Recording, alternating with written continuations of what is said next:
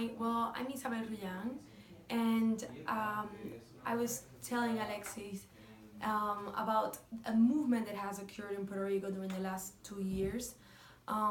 Women are coming together and really helping each other out professionally. So a lot of different small groups have been created organically, and we're all collaborating. I particularly belong to a group. It's called Women Empowered, and it started 2 years ago. It was just a friend who invited 15 of friends or people she knew from different ages, backgrounds, and we started to meet once a month. And in each meeting, we had one of us would do a presentation about a topic that they are experts at or that they liked, or we brought someone from outside. So I mean, it's been from healthy living to personal finances to, there's been so many subjects we've discussed.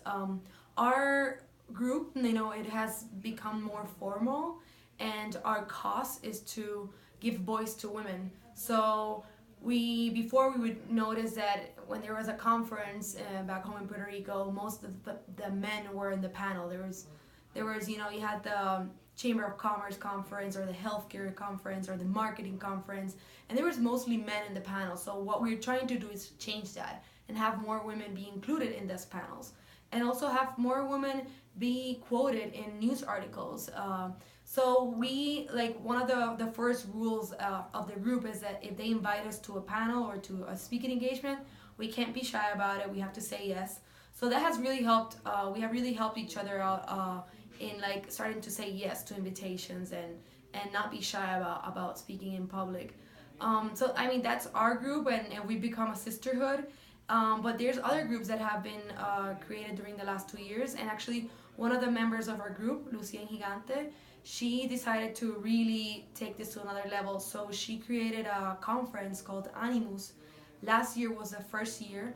There was 33 speakers, and over 500 women attended the conference. And this year, last September 30th, was the second year they did the conference, and there was 800 women.